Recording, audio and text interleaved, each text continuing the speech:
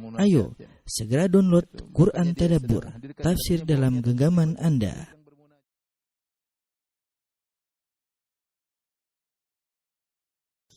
Bismillahirrahmanirrahim.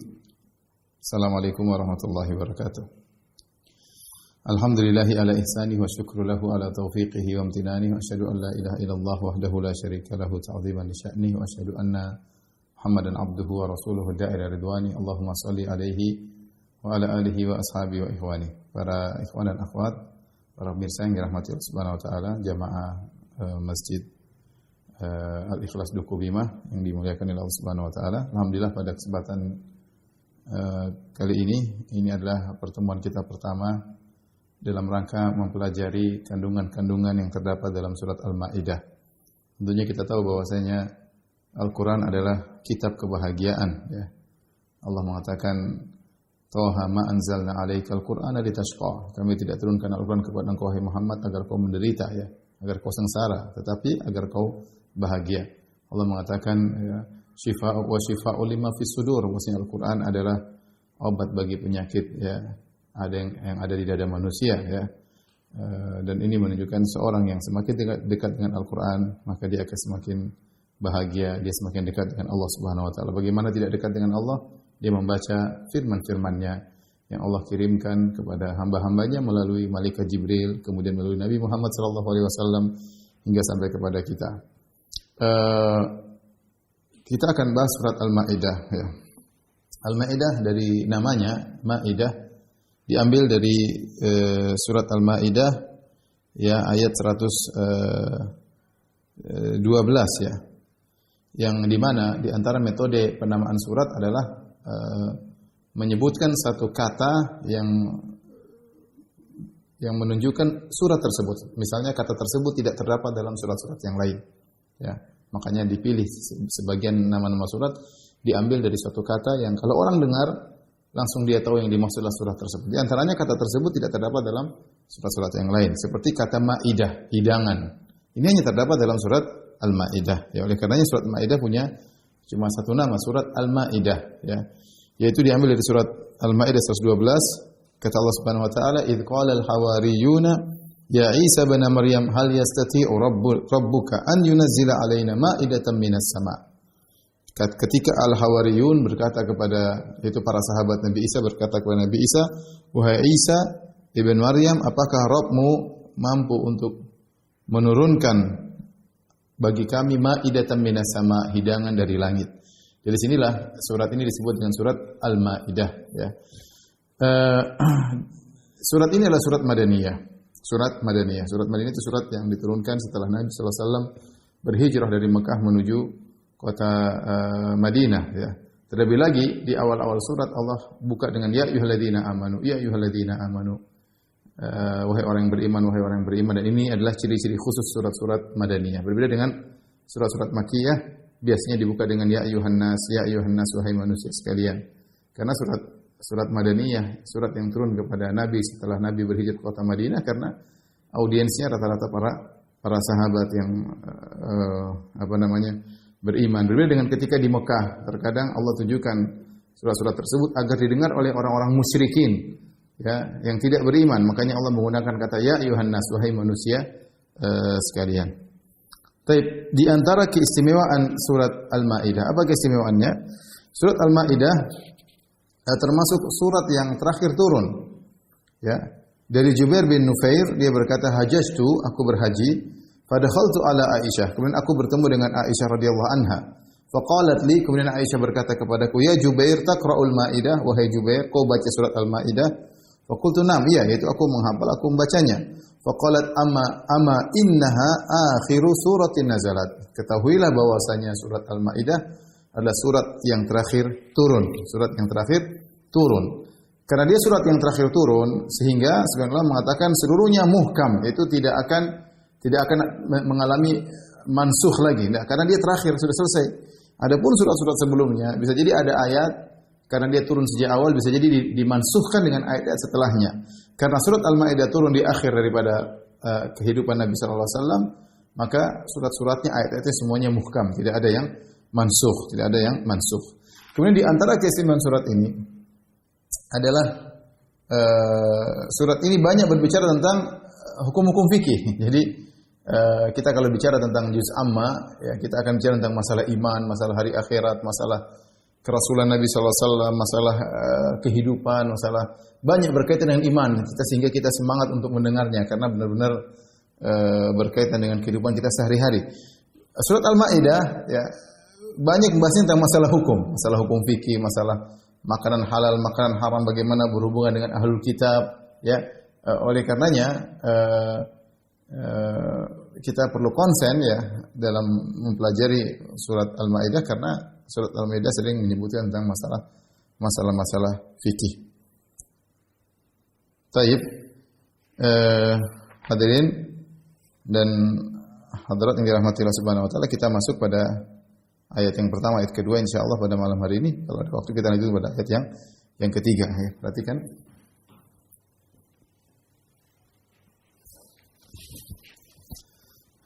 Allah Subhanahu wa taala berfirman, "Ya ayyuhalladzina amanu." Ya.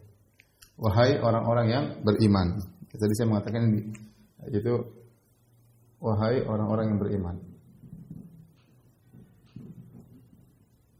Ini adalah kata beriman ini ciri-ciri daripada surat Madaniyah ya, karena audiensnya adalah para sahabat setelah mereka berhijrah ke kota Madinah. Aufu bil uqud. Aufu bil uqud, aufu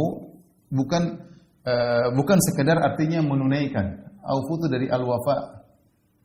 Al-wafa itu at-tamam, yaitu itmam, menyempurnakan. Jadi seakan-akan Allah berkata, wahai orang yang beriman, aufu bil uqud, sempurnakanlah janji-janji kalian. Ya, al-uqud artinya janji-janji yang ditekankan. Janji-janji atau perjanjian itu yang ditekankan. Maksudnya akad-akad yang ditekankan. Karena akad artinya sesuatu yang syudda, yaitu yang ditekankan. Jadi Allah mengatakan aufu bil uqud. Allah tidak hanya mengatakan tunaikanlah janji kalian, tapi Allah mengatakan sempurnakanlah janji kalian. Makanya Allah buka dengan wahai orang yang beriman. Kemudian Allah katakan tunaikanlah janji kalian. Di antaranya karena orang yang bisa menunaikan janjinya dengan sempurna, tanpa mengurangi, tanpa membatalkan, tanpa mengabaikan, tanpa meremehkan, hanya orang yang beriman. Yang tahu bahwasanya ada hari kebangkitan, ada hari pertanggungjawaban. Sehingga kalau dia sudah berjanji, kalau dia sudah bikin akad, dia akan berusaha bukan hanya sekedar menunaikan, tapi dia menyempurnakan akad tersebut. Bukan dia menjalankan tapi dikurangi sedikit, tidak sesuai dengan 100%, hanya 90%. Tidak, dia kalau sudah bikin akad, ya, maka dia akan menjalankan dengan berusaha semaksimal mungkin, karena itulah konsekuensi dari keimanan. Makanya seharusnya kalau orang sudah ngaji, sudah beriman, kalau sudah berbicara tentang muamalah, harusnya mereka adalah orang yang paling amanah. Itu konsekuensi dari keimanan. Tapi kalau ada orang-orang sudah ngaji, kemudian ternyata tidak amanah, sering menyelisih janji, janji begini, janji begitu, akad diselisihi dan yang lainnya, sungguhnya mereka imannya dipertanyakan. Karena seperti kata Syekh Sa'di rahimahullah ta'ala, bahwasanya konsekuensi dari keimanan yaitu dia menyempurnakan janji-janjinya. Ya. Janji di sini ditafsirkan oleh sebagian ulama adalah umum. Janji di sini umum, bersifat umum. Janji bersifat umum. Ya, kalau kita mau maksudnya janji kepada Allah, janji kepada sesama manusia.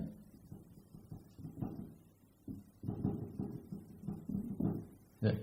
Kita mungkin berjanji sama Allah, mungkin saya akan umroh, kita berjanji sama Allah, saya akan berhaji misalnya, saya akan bersedekah misalnya, saya akan berjihad, saya akan berjuang, maka kita punya janji sama Allah, maka tunaikanlah. Ya. Mungkin nggak ada yang dengar antara kita dengan Allah saja, tapi Allah Maha tahu. Makanya seorang jangan meremehkan, karena konsekuensi orang yang beriman, kalau dia sudah berjanji dia akan menunaikan. Maka kita berusaha menjalankan janji kita kepada Allah Subhanahu wa taala. Demikian juga janji kita sama manusia. Ya, maka ini umum, mencakup apa kewajiban kita terhadap orang tua, terhadap istri, terhadap anak, ya.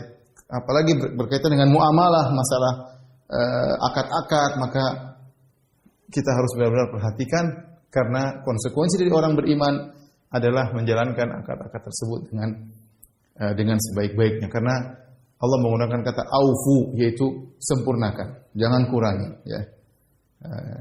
Jangan yang penting jalan. Bukan begitu, enggak. Jalankan yang sesungguhnya sesuai dengan yang kita omongkan, sesuai dengan yang kita sepakati, ya. Dan ini dalil bahwasanya kata para ulama, dalil bahwasanya bahwa asal dalam perjanjian adalah boleh. Perjanjian kesepakatan adalah boleh, harus ditunaikan, ya. Nabi SAW bersabda dalam hadisnya, al-muslimuna ala syurutihim. Orang-orang Islam sesuai dengan kesepakatan mereka. Jadi apapun kalau sudah sepakat maka dijalankan. Ya, kecuali syarat tersebut bertentangan dengan syariat, illa syartan halala haraman atau harrama halalan, ya. Kecuali syarat yang mengharamkan yang halal atau menghalalkan yang haram, itu tidak boleh. Tapi kalau kita punya sepakat, apa saja kita sepakat, seorang lelaki menikah dengan seorang wanita, bersepakat nanti kalau kita nikah gini-gini, sepakat, harus dijalankan sepakatnya. Seorang berteman dengan seorang atau menjalankan pekerjaan, ya, kalau sudah kesepakatan jalankan, ya. Ini termasuk dari amanah yang Allah perintahkan, aufu bil uqud, ya, aufu bil uqud, ya. Maka penuhilah akad-akad kalian. Maka saya ingatkan kepada para ikhwan, ya, jangan menggampangkan akad. Kalau kita sudah tulis akad, kalau kita sudah buat perjanjian, maka penuhi. Baik akad itu tersebut tertulis ataupun dengan lisan. Tentunya apalagi kalau sudah tertulis, maka itu harus lebih kita waspada, karena semua itu ada pertanggungjawabannya di hadapan Allah. Kemudian setelah itu Allah berfirman, "Uhillat lakum bahimatul an'am." Dihalalkan bagi kalian. Bagi kalian. Bahimatul an'am itu hewan ternak. Hewan ternak sini bahimatul an'am, ada khilaf di kalangan para ahli tafsir, tapi intinya mereka sepakat bahwasanya kambing, onta, kemudian sapi termasuk dari bahimatul an'am. Kemudian illa ma yutla alaikum, kata Allah, kecuali yang dibacakan kepada kalian. Dibacakan pada kalian. Maksudnya dari bahimatul an'am ini ada yang haram. Hukum asalnya bahimatul an'am adalah halal, kecuali yang diharamkan yang akan dibacakan bagi kalian, yaitu dalam Quran surat Al-Maidah ayat ketiga. Nanti akan kalau kita sampaikan kita bahas, ya. Ini ayat pertama, ya. Ini ayat kedua. Nah, nanti yang dikecualikan akan dibacakan pada ayat yang ketiga, ya, seperti hewan yang terjatuh, yang tercekek, ya, seperti itu, ya. Kemudian terpukul misalnya, tertanduk, ini semua jadi haram, ya. Atau darah yang mengalir, ini semua adalah hukumnya haram. Tapi hukum asal hewan-hewan adalah halal, illa ma yutla alaikum, kecuali dibacakan kepada kalian, ghairu muhillis saidi, ya, tanpa menghalalkan wa antum hurum. Maksudnya apa? Tanpa menghalalkan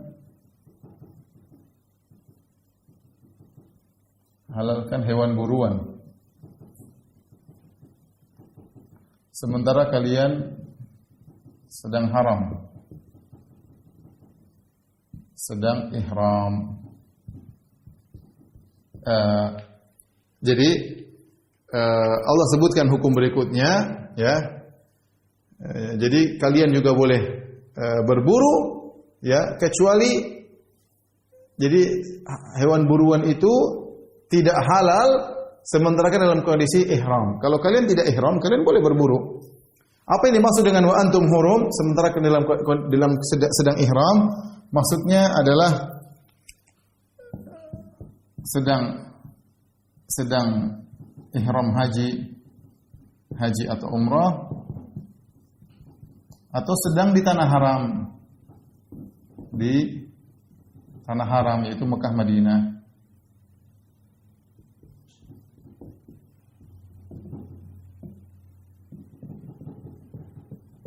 Ya. Jadi maksudnya kalau kalian sedang ihram atau kalian sedang di tanah haram, maka kalian tidak boleh berburu sebagaimana kita tahu hukumnya. Innallaha yahkumu ma yurid. Sungguhnya Allah Subhanahu wa taala berhukum apa yang Dia kehendaki. Sungguhnya Allah berhukum apa yang Dia kehendaki. Ia kehendaki. Ini isyarat ya ikhwan, innallaha yahkumu ma yurid. Allah yang mengatur hukum semuanya dan kita yakin bahwasanya Allah Maha hikmah dalam menentukan hukumnya. Allah menyuruh menunaikan akad dengan sempurna. Allah Subhanahu wa taala menghalalkan bahimatul an'am, kemudian Allah Subhanahu wa taala mengharamkan berburu kalau sedang ihram atau sedang ihram atau sedang di tanah haram. Maka ini semua kata Allah, innallaha yahkumu ma yurid, Allah berhukum dengan apa yang Dia kehendaki. Ini dalil tidak boleh protes. Kita yakin ketika Allah mengatakan sungguhnya Allah berhukum dengan apa yang kehendaki, pasti ada hikmahnya. Pasti ada hikmahnya. Hikmahnya atau maslahatnya. Allah tahu, kita tidak tahu. Yang kedua, tidak ada yang boleh protes. Ngapain protes kepada Allah? Kita semua milik Allah, kita semua diciptakan oleh Allah menghukum apa yang Dia kehendaki. Maka tidak ada boleh orang yang sok kemudian memprotes hukum Allah. Allah mengatakan innallaha yahkumu ma yurid. Allah berhukum dengan apa yang Allah kehendaki. Kita lihat zaman sekarang banyak orang protes dengan hukum syariat yang merasa lebih pandai, merasa lebih tahu tentang maslahat, berbagai macam, apalagi orang-orang liberal. Kita bilang innallaha yahkumu ma yurid. Allah berhukum dengan apa yang Dia kehendaki. Inilah kira-kira ayat yang pertama. Kemudian ayat yang kedua, Allah Subhanahu wa taala berfirman, "Ya ayyuhalladzina amanu la tuhillu sya'airallah." Wahai orang yang beriman,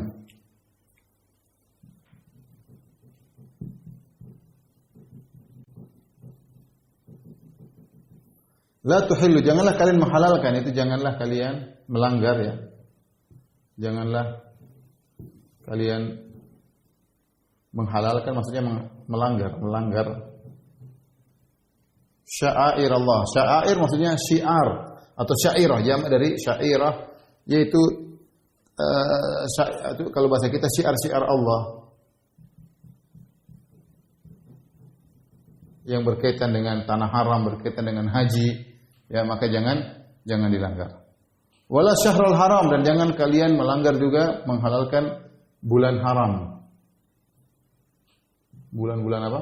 Haram. Walal hadyu, al-hadyu. Ini nanti kan kita jelaskan apa itu al-hadyu. Apa itu al-qalaid. Kan kita bahas ini semua berkaitan dengan hukum. Wala aminal baitul haram, tidak juga orang yang bertujuan menuju tanah haram. Orang-orang yang bertujuan ke tanah haram. Yabtaguna fadlan min Allah wa ridwana, yang mencari karunia Allah dan keridhaannya. Wa idza halaltum fastadu, jika kalian telah bertahallul, jika kalian telah bertahallul dari ihram kalian, fastadu, maka berburulah. Wala yajrimannakum syana'anu qaumin an saddukum anil masjidil haram, jangan sampai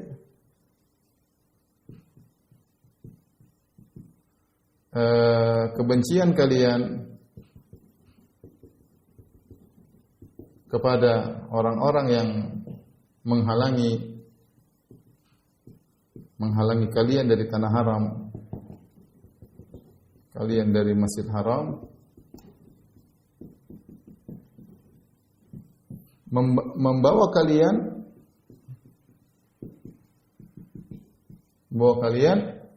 untuk anta'tadu, melanggar ya, untuk melanggar. Di sinilah untuk berbuat zalim.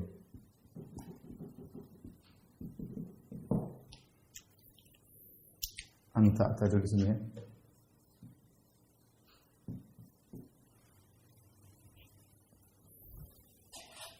Kemudian kata Allah Subhanahu wa taala, "Wa ta'awanu 'alal birri wat taqwa." Saling tolong menolong dalam kebaikan takwaan dan jangan wala ta'awanu 'alal itsmi wal 'udwan, jangan saling tolong menolong dalam dosa dan permusuhan. Wattaqullah, bertakwalah kepada Innallaha syadidul iqab. Sungguhnya Allah hukumannya sangat berat. Baik, kita masuk pada ayat yang kedua, kita ulangi.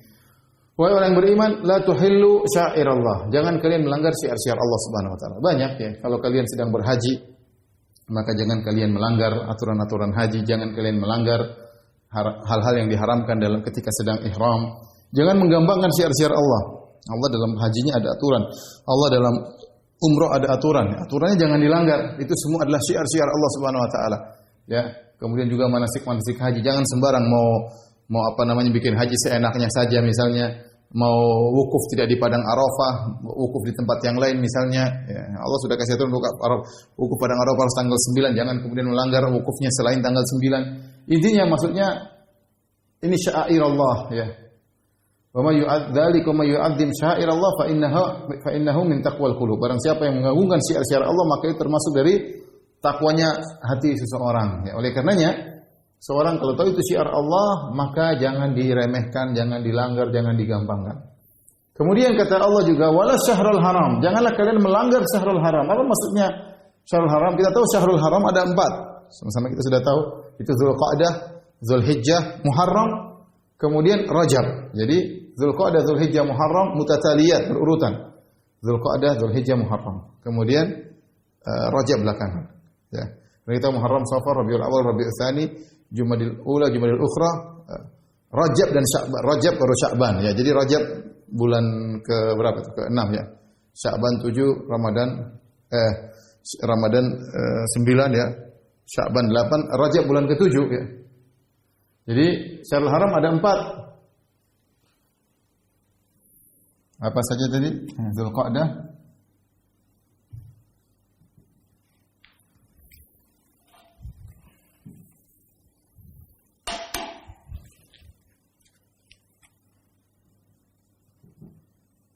Dzulqa'dah, kemudian Dzulhijjah,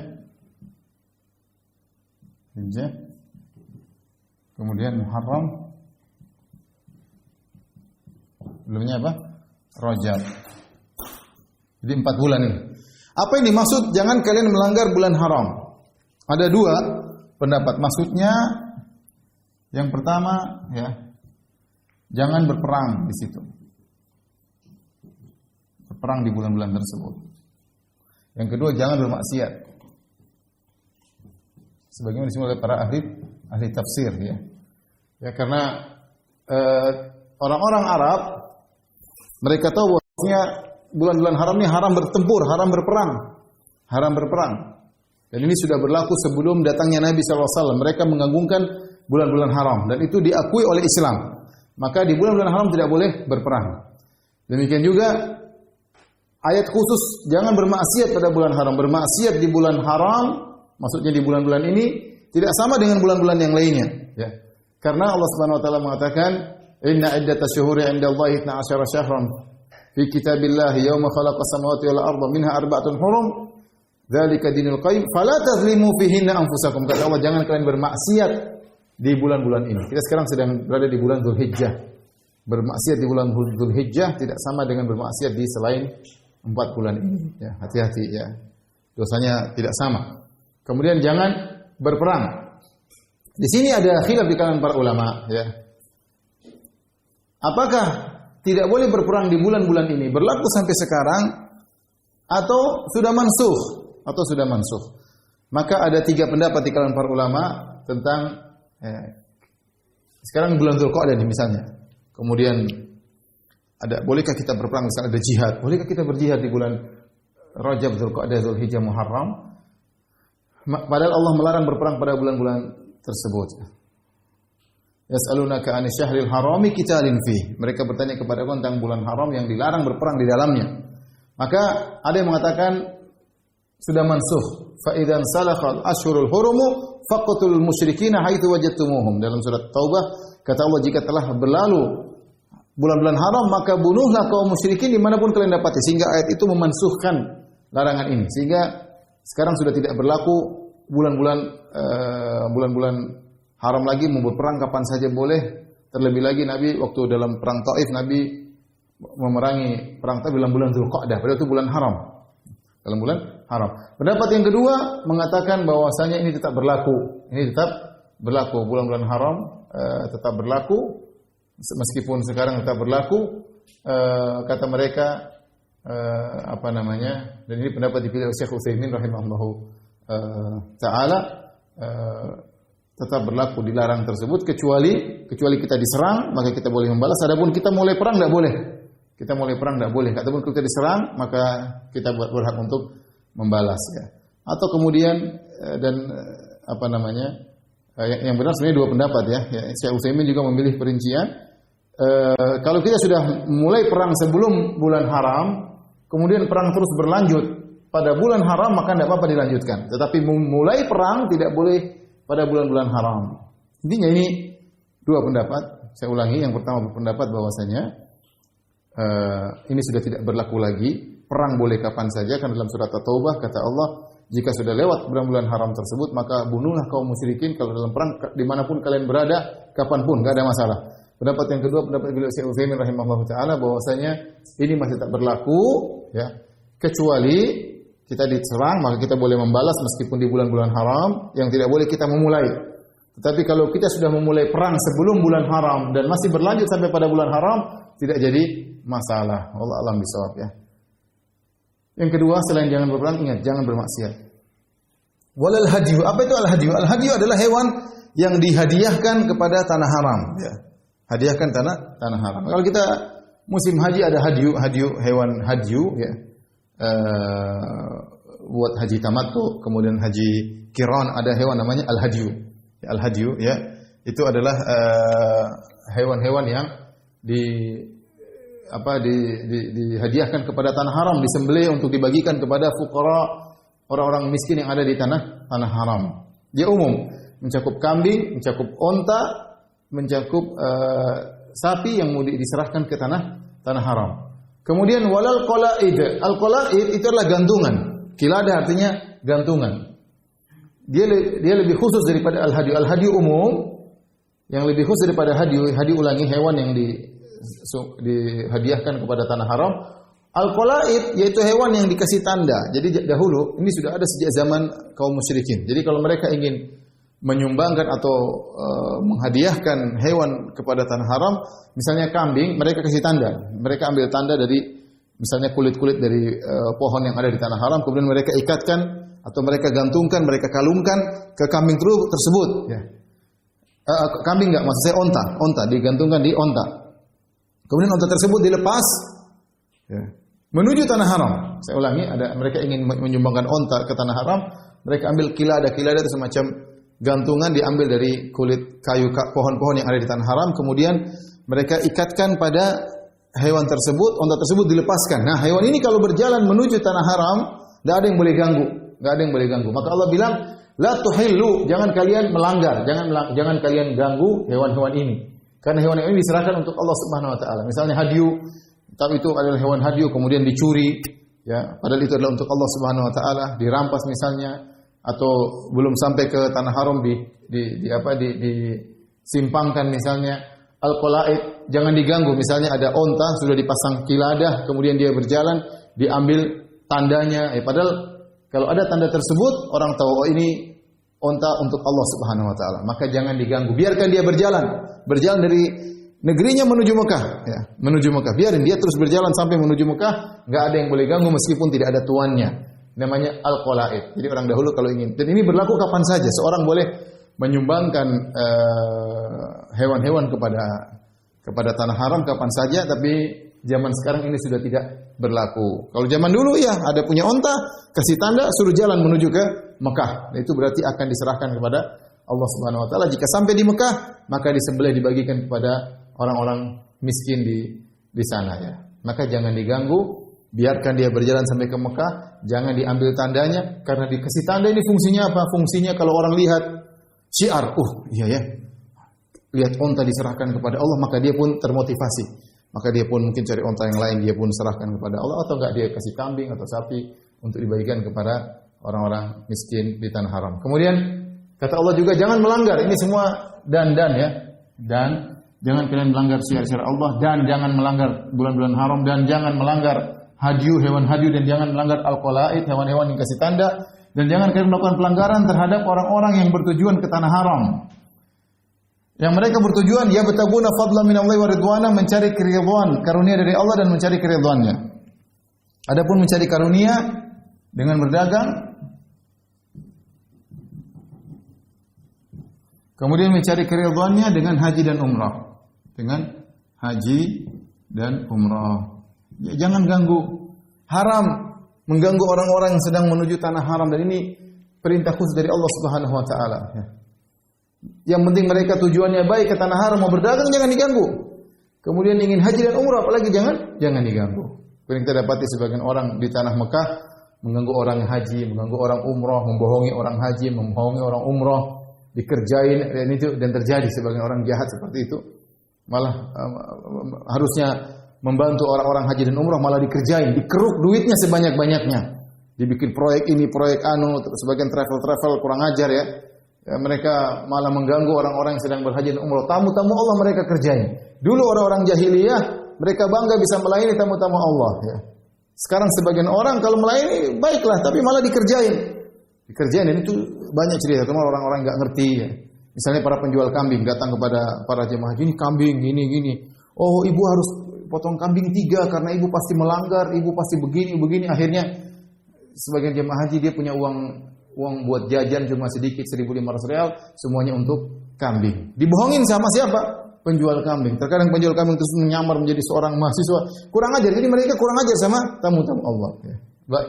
Makanya seorang bertakwa kepada Allah Subhanahu wa taala. Jangankan yang haji dan umrah, yang datang ke Mekah saja untuk berdagang, mencari karunia dari Allah tidak boleh diganggu, apalagi yang datang dalam rangka haji dan umrah. Ya, ini aturan dari Allah Subhanahu wa taala, jangan dilanggar. Setelah itu kata Allah, wa idza halaltum fastadu. Kalau kalian sudah bertahalul, silakan berburu. Tadi kan di sini haram. Ya. Ghairu muhillis shaidi wa antum hurum. Janganlah kalian berburu sementara kalian dalam kondisi ihram.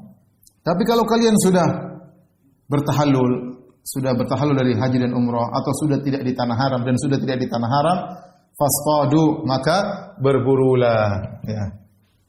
Maka berburulah. Setelah itu Allah mengatakan, wala yajrimannakum syana'anu qaumin an saddukum minal masjidil haram an ta'tadu. Jangan sampai kebencian kalian kepada orang-orang yang menghalangi kalian dari Masjidil Haram bawa kalian untuk berbuat zalim, tidak boleh. Tentu kaum muslimin benci dengan orang-orang musyrikin karena mereka ingin pergi ke Mekah dihalangi. Mereka tidak bisa berumrah, tidak bisa masuk kota Mekah, dihalangi oleh orang musyrikin. Tetapi kata Allah, benar orang-orang kafir Quraisy mendolimi kalian wahai orang-orang beriman. Tapi jangan sampai gara-gara mereka mendolimi kalian, kalian balas mereka dengan berbuat pelanggaran. Dan ini butuh hati yang kuat. Ya, karena kebanyakan orang kalau sudah disakiti, dizalimi, dia ingin balas kezaliman tersebut. Maka Allah bilang jangan sampai kebencian kalian terhadap suatu kaum yang menghalangi kalian sampai ke tanah haram membuat kalian berbuat pelanggaran. Anta'tadu. Ini akhlak yang Allah ajarkan, tentang akhlak yang mulia. Kejengkelan kita jangan sampai berbuat kita tidak zalim. Hati-hati ikhwan, kita kadang jengkel sama orang. Ya mungkin gara-gara masalah personal, masalah pribadi, kemudian kalau kita ditanya tentang dia, kita habisi dia. Oh, dia begini. Adillah dalam perkataan, adillah dalam menghukum, adillah mensikapi. Tidak boleh ya. Bahkan kepada orang yang zalim kepada kita ya. Tidak boleh. Misalnya, kita dapati dalam masalah dakwah misalnya, kita benci dengan sebagian orang, mungkin dia menuduh kita yang tidak, mungkin dia menzalimi kita. Tidak boleh kita balas dengan yang hal-hal yang bohong juga. Dia bohong kemudian kita berbohong tentang dia juga. Kita berlebih-lebihan juga tentang dia. Enggak boleh. Kezaliman dia terhadap kita, kebencian kita terhadap dia tidak boleh membawa kita untuk berbuat zalim. Tetap kita harus insaf, harus adil. Kalau mensifati dengan baik, yang sesuai yang sebenarnya, harus objektif jangan subjektif. Seperti itu maksud saya. Ya. Jadi maksudnya Allah mengajarkan akhlak yang baik, objektif jangan subjektif. Jangan gara-gara seorang berbuat salah akhirnya kita berbuat zalim kepadanya, ya, maka harus bersikap adil. Setelah itu kata Allah Subhanahu wa taala, wa ta'awanu 'alal birri wat taqwa. Wa ta'awanu artinya saling tolong menolong. Artinya saling tolong menolong.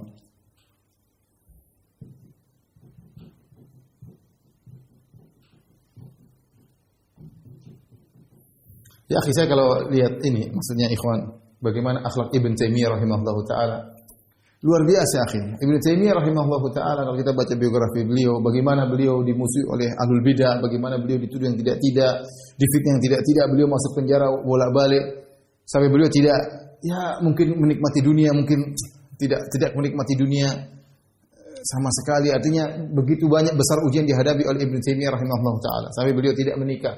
Sampai beliau tidak memiliki budak, sampai beliau sulit untuk berbakti kepada orang tuanya karena di penjara, kemudian difitnah dan macam-macam, ya. Sampai akhirnya meninggal di penjara. Tapi beliau tidak pernah mensifati dengan sifat yang zalim kepada orang lain, menuduh yang tidak-tidak. Enggak, bisa baca buku beliau semuanya.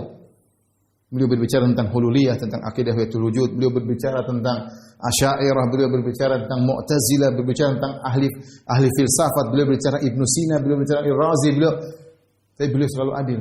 Bahkan ketika beliau membantah Nasara, beliau juga berbicara dengan adil.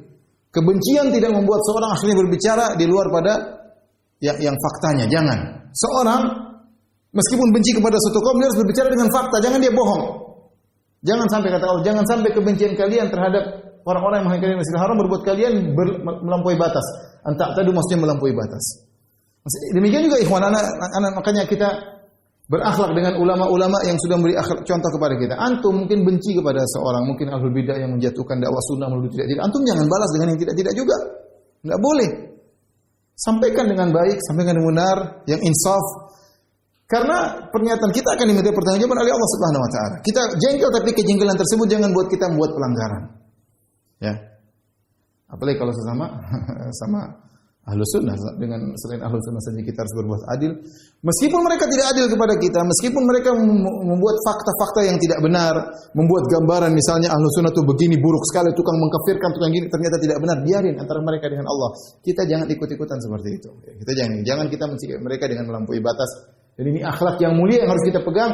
Janganlah kebencian kalian kepada suatu kaum buat kalian tidak adil, melampaui batas. Baik. Kata Allah, wa ta'awun 'alal birri wat taqwa, saling tolong menolong kalian, saling. Jadi ta'awun maknanya saling, ya, perhatikan saling. Ya, kalau namanya saling berarti ya kerjasama. Ini salah satu ayat yang menunjukkan pentingnya kerjasama dalam kebaikan dan ketakwaan.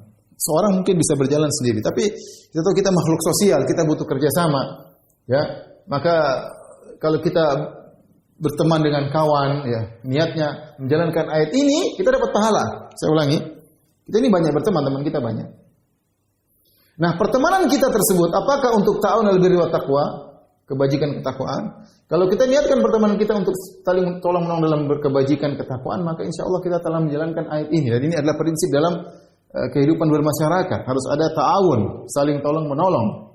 Kita menolong dia, dia menolong kita. Bukan cuma kita ingin dia tolong kita terus, ganti-gantian kita tolong dia tolong kita tolong dia. Dan demikianlah timbul kasih sayang, kata Nabi sallallahu alaihi wasallam, tahadu tahabu, salinglah kalian memberi hadiah maka kalian saling mencintai, saling kalian tolong menolong, kalian akan lebih saling mencintai. Alal birri wa taqwa, al birri wa taqwa.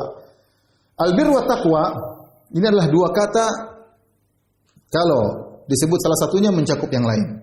Tapi kalau digabungkan kedua-duanya maka masing-masing punya makna yang spesifik. Ini sering saya sampaikan seperti Islam dan iman. Islam dan iman, kalau sebut Islam saja, ya Islam ya iman, iman ya Islam. Disebut iman saja, iman ya Islam, Islam ya iman. Tapi kalau digabungkan Islam dengan iman, maka masing-masing punya makna spesifik. Islam maksudnya amalan zahir, iman maksudnya amalan batin. Sama dengan albir wa taqwa. Kalau disebut albir, mencakup berbuat baik dan meninggalkan maksiat. Sama kalau disebut takwa saja, mencakup perbuatan baik, meninggalkan maksiat. Tapi kalau digabungkan albir wa taqwa, maka sebagian ulama seperti Sa'di rahimahullah ta'ala mengatakan albir berkaitan dengan amalan-amalan kebajikan, at-taqwa berkaitan dengan meninggalkan kemaksiatan. Jadi bertolong-menolong kalian dalam menjalankan kebajikan dan bertolong-menolong kalian dalam meninggalkan kemungkaran. Takwa itu meninggalkan maksiat. Ini butuh kerjasama, ikhwan. Kerjasama jangankan dalam ruang lingkup yang besar, dalam ruang lingkup keluarga antara kita dengan istri, antara kita dengan anak, kita kerjasama gimana anak-anak ini biar bisa menjalankan ketaatan. Bagaimana anak bisa meninggalkan kemaksiatan. Butuh kerjasama. Diskusi sama istri, ngobrol gimana caranya. Kerjasama. Kita belajar dalam ruang lingkup keluarga, baru kita terapkan lagi dalam ruang lingkup misalnya jamaah masjid, ya kemudian RT RW, ya bagus. Bukan kerjasama sama istri bermaksiat, kerjasama nonton bioskop, kerjasama yang tidak bermanfaat, kerjasama yang enggak. Kita kerjasama dalam ruang lingkup kecil keluarga dalam albir wa taqwa. Kita ajarkan anak kita untuk belajar bekerja sama. Ya, belajar bekerja faedahnya banyak. Kerjasama ini faedahnya banyak. Saling menghargai satu dengan yang lainnya, saling mengetahui kelebihan yang lain, kekurangan diri sendiri, saling bagaimana menghadapi dan ini penting. Ya. Orang sendirian aja, terkadang dia terkena ujub, sombong, angkuh, kenapa dia sendirian terus ya. Tidak biasa bersosial. Oleh karenanya ini adalah kaidah kemasyarakatan yang agung dari Allah, tolong menolong dalam kebajikan dan ketakwaan. Kemudian kata Allah, wala ta'awun 'alal itsmi wal 'udwan. Janganlah kalian tolong menolong dalam dosa dan permusuhan. Jangan. Ingat, ini sebenarnya sudah cukup ini, tidak perlu sebut. Tapi Allah mengulangi, menekankan lawannya dari apa lawan dari tolong menolong dalam kebajikan dan ketakwaan, lawannya adalah tolong menolong dalam dosa dan permusuhan. Lawannya. Tapi Allah tegaskan, karena ini penting juga. Di sana ada orang-orang yang saling tolong menolong dalam berbuat dosa, kerjasama dalam bermaksiat. Kerjasama ada. Kerjasama dalam menimbulkan permusuhan. Ya, permusuhan bikin jengkel orang, provokator, ya kemudian begitulah. Sehingga terjadilah permusuhan antara kaum muslimin. Misalnya jangan, hati-hati seorang jangan melanggar ayat Allah Subhanahu wa taala. Kemudian kata Allah, wattaqullah, bertakwalah kepada Allah, innallaha syadidul iqab. Hati-hati kata Allah. Allah itu hukumannya berat, keras. Jadi jangan kalian langgar ini semua larangan. Jangan melanggar syair Allah, jangan melanggar syairul haram, jangan melanggar al-hajj, jangan melanggar qalaid, jangan mengganggu orang yang sedang haji atau umrah. Ya. Aturannya hendaknya kalian bertolong menolong dalam kebajikan ketakwaan dan jangan kalian tolong menolong dalam dosa dan permusuhan, bertakwalah kepada Allah. Bertakwalah, sesungguhnya Allah siksaannya sangat keras ya. Seorang hati-hati, dunia ini cuma sebentar. Jangan dia spekulasi melakukan macam-macam kemudian menzalimi orang lain, akhirnya dia merasakan azab yang pedih pada hari kiamat kelak. Baik. Kita lanjutkan ayat yang terakhir, ayat ketiga insyaallah masih ada waktu. Karena surat Al-Maidah ini panjang ya. Kalau kita tidak selesaikan nanti enggak tahu kapan kita mau selesai. Kita lanjutkan ayat berikutnya. Ayat yang ketiga, Allah Subhanahu wa taala, hurrimat alaikumul maitatu waddam wa lahmal khinzir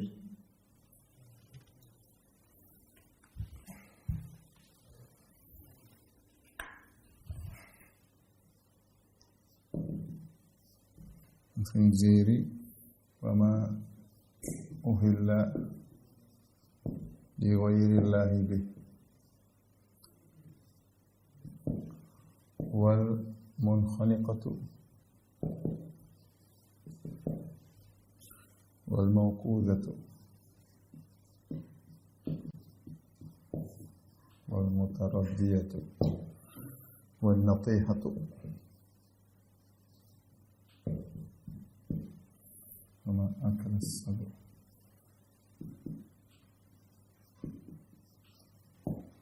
إلا ما ذكيتم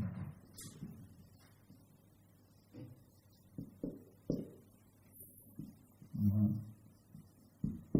النصب أن تستقسموا بالأزلام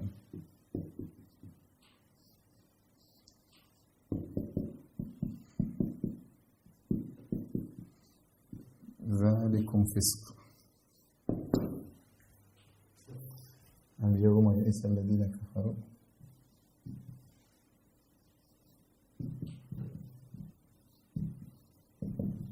من دينكم فلا تخشوهم واخشوني اليوم أكملت lakum dinakum wa atmamtu alaikum ni'mati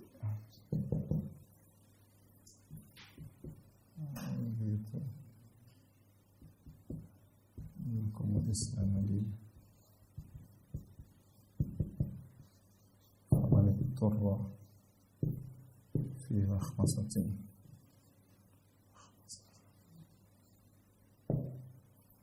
ghayra mutajanifin.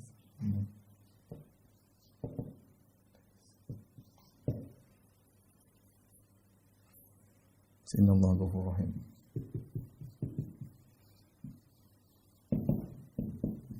Sahabat ikhwan-ikhwan, kita belajar hukum, ya, hukum fikih berkaitan surah Al-Maidah. Ya, kita tambah menghilangkan kebodohan kita sedikit demi sedikit. Ya. Semoga ini menjadi pahala besar bagi kita hari kiamat kelak. Baik, kata Allah Subhanahu wa taala, "Hurrimat 'alaikumul maitatu." Hurrimat, diharamkan. Yang mengharamkan adalah Allah, diharamkan atas kalian. Sekarang Allah bahas tentang ini tadi kita kan sebutkan di ayat yang kedua, ya ayyuhalladzina amanu uhillat lakum bahimatul an'ami illa ma yutla 'alaikum, ya. Dan dihalalkan bagi kalian binatang-binatang ternak kecuali yang dibacakan bagi kalian yang tidak halal. Inilah yang dibacakan bagi kalian yang tidak halal tersebut di antaranya ini. Hurrimat 'alaikum al-maitah, bangkai, darah, wadam, walahmul khinzir, daging babi, wa ma uhilla li ghairi llahi bih, yang disembelih dengan nama selain Allah.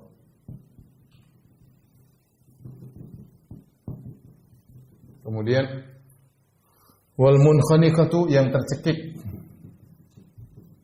yang mati tercekik. Wal mauqudatu, yang mati terpukul, Yang mati al-mutaraddiyatu, yang mati terjatuh. Wan natihatu, yang mati, hewan yang mati tertanduk. Wa ma akala sabu, yang dimakan hewan buas atau dilukai, yang mati karena dilukai oleh hewan buas.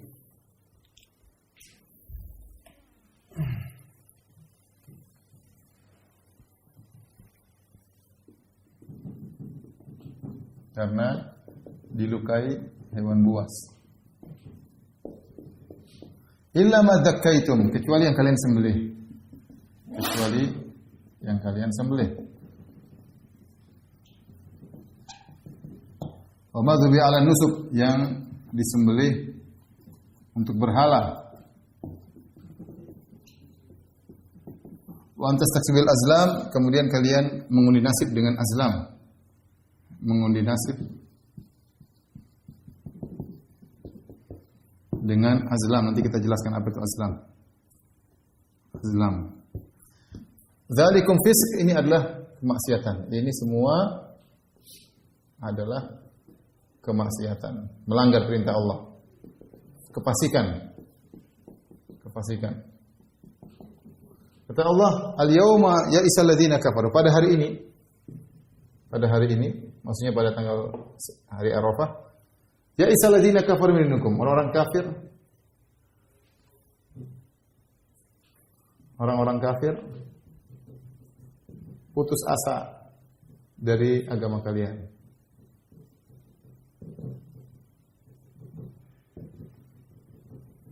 Fala takhshawhum wakhshawni, jangan takut kepada mereka,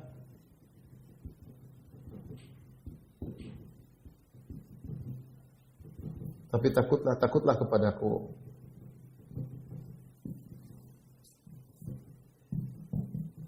Al-yawma akmaltu lakum, pada hari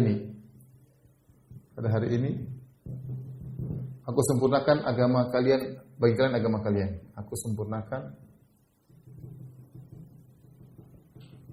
bagi kalian agama kalian.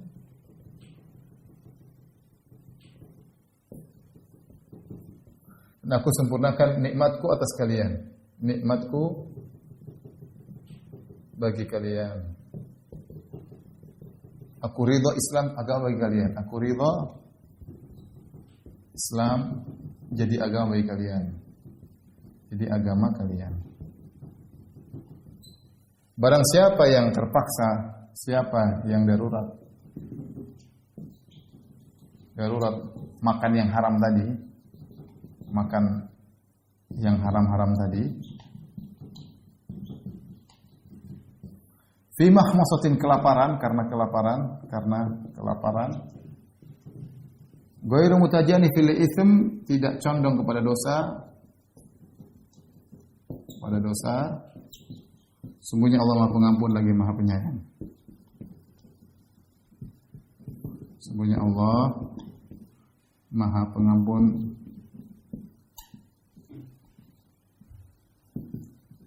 lagi penyayang. Baik, kita jelaskan sedikit-sedikit. Ya, baik. Perhatikan di sini. Tadi saya sudah sebutkan pada ayat sebelumnya Allah mengatakan halal bagi kalian bahimatul an'am illa ma yutla alaikum, binatang ternak halal bagi kalian kecuali yang dibacakan bagi kalian. Apa yang dibacakan yang haram bagi kalian? Pertama al-maitah, bangkai. Bangkai ini hukumnya haram. Kenapa dia mati tidak disembelih? Nah, kita tahu darah ini yang Allah mengharamkan, terserah Allah. Innallaha yahkumu ma yurid. Allah berhukum Allah yang kehendaki. Tapi penelitian bahwasanya darah itu tidak baik, apalagi darah dalam hewan, maka ini tidak baik. Allah tidak suka dengan seperti ini. Maka bangkai yang tersembelih darahnya terdapat dalam tubuhnya, maka tidak boleh. Kemudian dam di sini maksudnya darah yang mengalir. Kalau kita menyembelih hewan kemudian kita tampung darahnya, itu hukumnya haram darah. Tapi ada pun darah yang tersisa kalau kita potong-potong setelah darahnya semua keluar, kemudian kita potong kambing, potong ayam, potong sapi, masih ada sisa darah, itu dimaafkan. Bukan itu yang dimaksud adalah dama masfuhan, ya. Qul la ajidu fi ma uhiya ilayya muharraman ala ta'imin yata'amuhu illa yakuna maitatan aw daman masfuhan. Dalam ayat yang lain kata Allah yang haram maksudnya aw daman masfuhan, darah yang mengalir. Allahumma khinzir, babi, ini hukumnya haram, tidak boleh dimakan, ya, babi. Ya, hukumnya haram. Kemudian wa ma uhilla li ghairillahi bih, yang disembelih dengan nama selain Allah, dengan nama nabi, dengan nama wali, dengan nama patung, dengan nama, enggak boleh, hukumnya haram, ya. Karena sembelihan harus bismillah. Kalau disembelih dengan nama selain Allah maka hukumnya haram. Kemudian juga wal munkhaniqatu, yang tercekik, hewan yang tercekik, bagaimana misalnya dia tidak bisa bernapas, tercekik atau ketusuk batu sehingga dia mati, tidak bisa bernapas, atau masuk dalam sumur sehingga mati tercekik, tidak bisa bernapas, maka ini tidak boleh juga dimakan.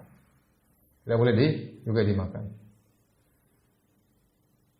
Baik, pertanyaan, bagaimana kalau ada sapi masuk dalam sumur atau kebo masuk dalam sumur? Kita mau sembelih nggak bisa. Imam Syafi'i rahimahullah dalam kitabnya Al-Um menjelaskan bahwasanya hewan yang mungkin untuk disembelih harus disembelih.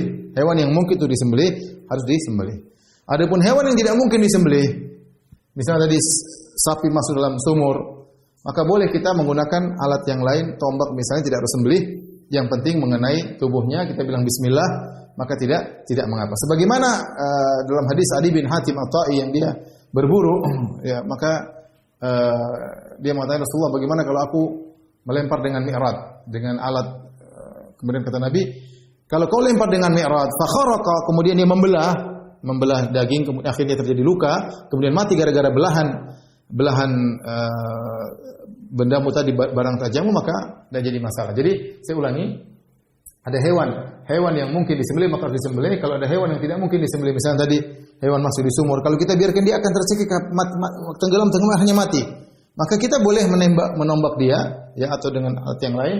Kita bilang bismillah, karena tidak mungkin untuk diturun kita sembelih, nggak mungkin, maka boleh kita tombak bismillah kemudian mati misalnya. Yang penting matinya karena tombak kita, bukan karena tercekik atau karena tidak bisa bernapas.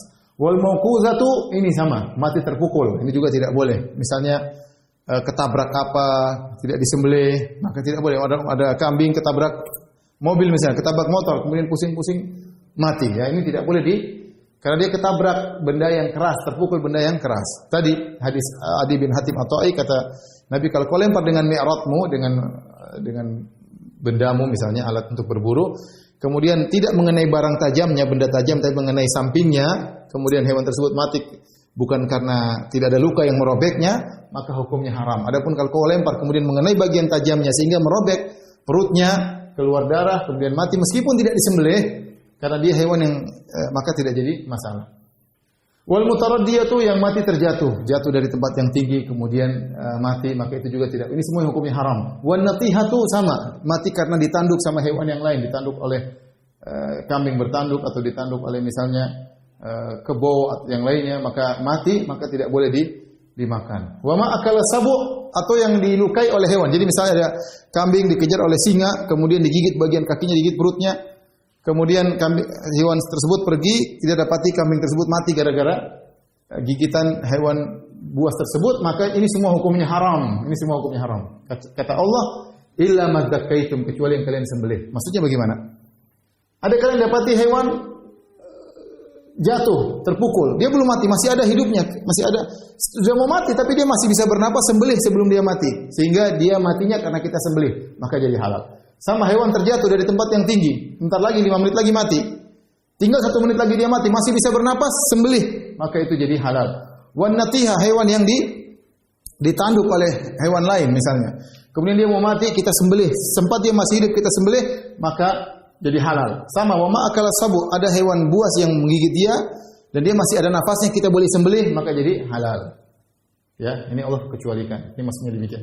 Kemudian wa madzubi 'ala nusuk, kemudian hewan yang disembelih di depan berhala. Hewan disembelih di depan berhala, ini juga hukumnya haram karena ini syirikan. Wa antastakbiru bil azlam, kalian juga melakukan di antara yang haram bagi kalian mengundi nasib. Jadi orang Arab dahulu jahiliyah punya 3. Ada 3 semacam seperti orang Cina kalau digoyang-goyang kemudian keluar ya, apa namanya itu? Satu tulisannya ya, satu lainnya tidak, satu kosong. Misalnya kalau mereka ingin bersafar, mereka goyang. Kalau keluar ya, berarti mereka safar. Kalau mereka goyang la, tidak jadi safar. Kalau mereka goyang keluar yang tidak ada tulisannya, ulang lagi. Apa yang keluar seperti itu? Itu adalah kebodohan, kegoblokan, bagaimana mengkaitkan nasibnya dengan azlam. Makanya itu adalah kesyirikan. Allah mengatakan dzalikum fisq, ini semua adalah kemaksiatan. Ini semua harus ditinggalkan. Makan haram itu maksiat ya, makan haram itu maksiat. Kesyirikan juga maksiat, mengundi nasib juga maksiat. Kemudian Allah mengatakan al-yauma isal ladzina kafaru min dinikum. Pada hari ini, yaitu maksudnya hari Arafah. Hari Arafah. Ketika Nabi haji.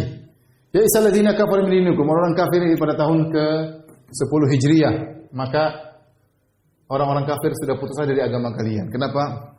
Nabi sudah fatu Makkah, Makkah sudah dikuasai. Oh, sudahlah ini Islam akan jaya. Fala takhshawhum wakhshawni, jangan takut sama mereka, takutlah kepadaku. Allah mengatakan al-yauma akmaltu lakum dinakum. Pada ini aku sempurnakan. Ayat ini turun di Arafah. Hari ini aku sempurnakan agama kalian, aku sempurnakan nikmatku bagi kalian, aku ridho Islam bagi kalian. Makanya ketika itu ada seorang Yahudi datang kepada Nabi, kepada Umar, dia mengatakan, "Ya Umar bin Khattab, ayatun fi kitabika law nazalat alaina ma'syaral yahud lattakhadna dzalika 'idan." Suatu ayat yang turun yang ada dalam Al-Qur'an. Yahudi bilang apa? Ada ayat dalam Al-Qur'an kalian. Kalau itu turun kepada kami akan jadikan hari tersebut hari raya. Kenapa hari ini hari luar biasa? Kata Umar, saya tahu ayat tersebut. Al-yauma akmaltu lakum dinakum wa atmamtu 'alaikum nikmati wa raditu lakum Islam din. Ini ayat yang luar biasa. Hari ini telah aku sempurnakan bagi kalian agama kalian, aku sempurnakan nikmatku bagi kalian, aku ridho Islam bagi kalian. Ini ayat yang luar biasa menunjukkan bahwa Islam sudah sempurna. Maka kita dapati tidak ada agama yang komprehensif seperti Islam. Semuanya diatur sampai adab qada'ul hajah, adab buang hajat diatur. Lengkap, muamalah lengkap, buku tebal-tebalnya. Ya. Dalam agama lain mana enggak ada? Enggak ada. Islam lengkap. Hadis-hadisnya, ayat-ayatnya, tafsirnya lengkap semua. Luar biasa Islam. Setelah itu kata Allah, "Faman iturra fi makhmasatin", barang siapa yang darurat makan yang haram-haram ini. Karena makhmasah, maksud itu kelaparan. Seperti khamisul batun, di perutnya sudah saking kosong, lapar, kalau enggak makan dia bisa mati, maka dia boleh makan yang haram, boleh makan daging babi, boleh makan ini, boleh makan hewan-hewan yang haram, semua ini boleh, tapi dalam kondisi darurat, famaniturra. Boleh karena Allah membolehkan darurat memakan yang haram demi untuk menjaga kehidupan. Ghairu mutajanifil itsm. Ghairu mutajanifil itsm, ya. Tidak condong kepada dosa. Maksudnya apa? Kata para ulama, tidak menyengajakan agar terjebak dalam darurat. Kondisi darurat. Atau tidak, ya. Tidak melampaui batas.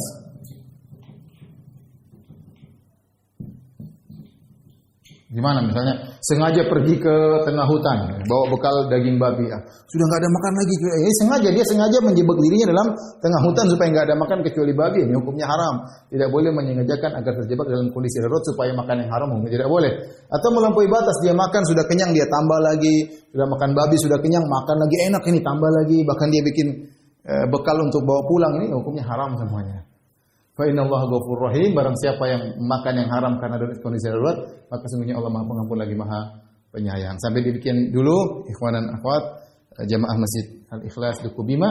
Insyaallah kita lanjutkan pada ayat yang selanjutnya yang juga menarik tentang masalah-masalah fikih, terutama berkaitan dengan bagaimana hukum ahlul kitab dan makan makanan sembelihan ahlul kitab. Insyaallah kita lanjutkan pada pertemuan berikutnya yang bismillah taala kita bertemu lagi kesempatan berikutnya. Subhanakallah bihamdik asyhadu an la ilaha illa anta astaghfiruka wa atubu ilaik. Assalamualaikum warahmatullahi wabarakatuh.